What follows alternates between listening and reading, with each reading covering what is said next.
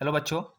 तो आज हम बात करेंगे हिस्ट्री के चैप्टर 1 में पार्ट 3 की। ठीक है, जो कि हमारा क्या है, चैप्टर है यूरोप में राष्ट्रवाद। ठीक है, तो पिछला जो हम लोगों का जो हुआ था जुलाई 1830 की क्रांति, तो अब हमारा जो न्यू जो कॉन्सेप्ट है वो क्या है, 1848 ईस्वी की क्रांति। ठीक है, तो 1848 ईस्वी की जो क्रांति हुई थी वो किसके अंडर में हुई थी? वो लुई फिलिप के अंडर में हुई थी। ठीक है, लुई फिलिप क्या था? एक उदारवादी और महत्वाकांक्षी शासक था। ठीक है, उदारवादी मतलब होता है क्या कि मतलब क्या, दूसरों के प्रति उदारता लाना। ठीक है, मतलब कि उसके बारे में अच्छा सोचना। ठीक है, महत्वाकांक्षी मतलब होता है कि थोड़ा बहुत अपने इंटरेस्ट पे वर्क करना। ठीक है, तो वैसा वो क्या था, राजा था। लुई फिलिप ने ही क्या किया था, स्वर्णिम मध्यम वर्गीय नीति का अवलंबन किया था। ठीक है, स्वर्णिम मध्यम वर्गीय योजना का कौन सा ये लागू किया था? ठीक है, कौन? Louis Philippe. ठीक है, यही क्या किया था, पूरे यूरोप में 18 वर्ष से ऊपर के सभी वयस्क पुरुषों को क्या किया था, वोट देने का अधिकार दिया था। यानी कि मत देने का अधिकार, यानी कि वोट देने का अधिकार यही दिया था सबसे पहले। ठीक है,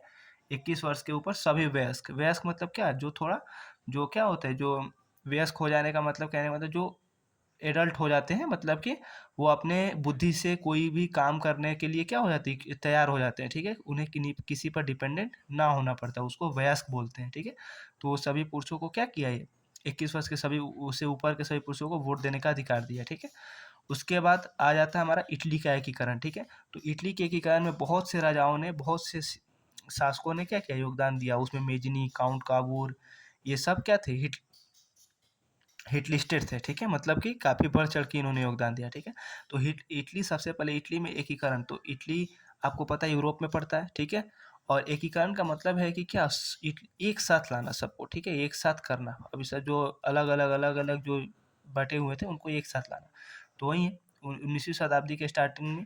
ठीक है, आरंभ में। शताब्दी का मतलब आपको मैंने पहले ही बता रखा है, और 19वीं नंबर का मतलब भी। ठीक है, सभी वीडियोज़ में मैंने चर्चा की है इसके बारे में।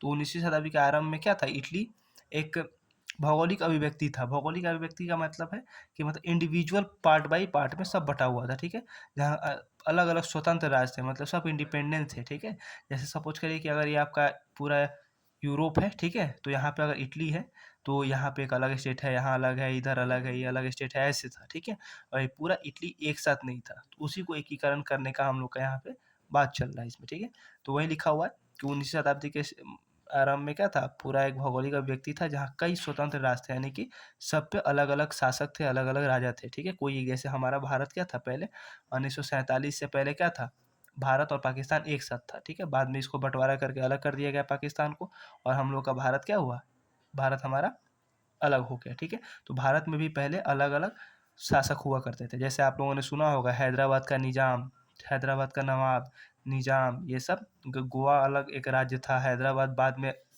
आज़ाद हुआ, भारत में मिला। ठीक है, तो उस तरह इटली भी अलग अलग राज्यों में बटा हुआ था। ठीक है, उसी को एकीकरण करने के लिए, यानी एकत्र करने के लिए ये मुहिम चलाया गया। ठीक है, तो उसी में 1815 में सबसे पहले क्या किया गया, वियना कांग्रेस का स्थापना किया गया। ठीक है, वियना कांग्रेस कब, 1815 में स्थापित हुआ था। ठीक है, और वहीं पे राष्ट्रवादियों ने, ठीक है, राष्ट्रवादी मतलब कहने का मतलब है, मैंने आपको पहले ही बता रखा था, राष्ट्रवादी का मतलब जो क्या, राष्ट्र के बारे में सोचे।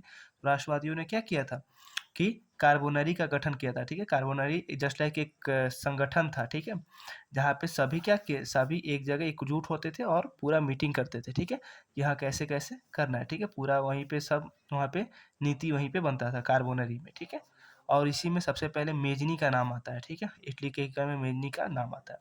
मेजनी एक साहित्यकार भी था, एक सेनापति भी था, बहुत अच्छा। सेनापति का मतलब है कि जैसे पूरे, इसको इंग्लिश में कमांडर इन चीफ कहा जाता है। ठीक है, जैसे कि सपोज करिए कि ये पूरा सेना का दल है। ठीक है, इसमें बहुत सारे सेना है, तो इसका एक सेनापति होता है जिसको लीडर बोला जाता है, चीफ।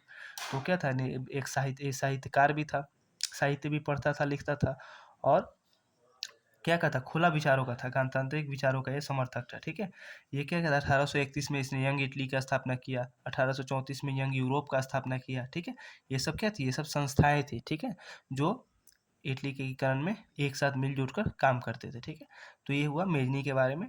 इसका इसको आप डिटेल में आप बुक से रीडिंग देना। ठीक है, मेजनी और काउंट काउर को। ठीक है, तो नेक्स्ट हम अपने टॉपिक में, जो नेक्स्ट वीडियो हमारा आएगा उसमें काउंट काउर, उसके बाद नेपोलियन और फिर हम लोग इसको चर्चा करते हुए फ्रांस की क्रांति में हम लोग आगे बढ़ेंगे, ठीक है।